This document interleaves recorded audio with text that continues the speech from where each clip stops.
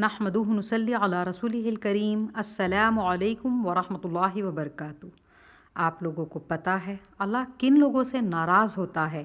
اللہ کے نبی صلی اللہ علیہ وآلہ وسلم نے فرمایا، اللہ رب العزت اس شخص سے ناراض ہوتا ہے جو اللہ سے دعا نہ مانگے، اور انسان کی غلطی یہ ہے کہ انسان سے مانگتا ہے جو اسے کچھ نہیں دے سکتا، جو خود اللہ کا محتاج ہے، اور انسان یہ پسند نہیں کرتا کہ اس سے کچھ مانگا جائے۔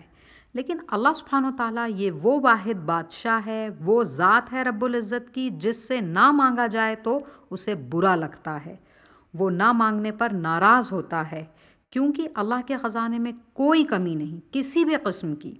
دعاؤں کو اپنے اوپر لازم کریں، دعائیں مانگیں اللہ سے، کیوں اللہ کو نہ مانگ کر ناراض کرنا؟ اور دعا تو عبادت ہے، دعا مانگنے پر اللہ تکلیفوں سے، پریشانیوں سے نکال دیتا ہے، دعاؤں سے انسان کے حالات بدل جاتے ہیں، اور دعا کبھی بھی مانگی جا سکتی ہے، اس کا کوئی وقت نہیں، لہٰذا دعاؤں کی کثرت کریں انشاءاللہ۔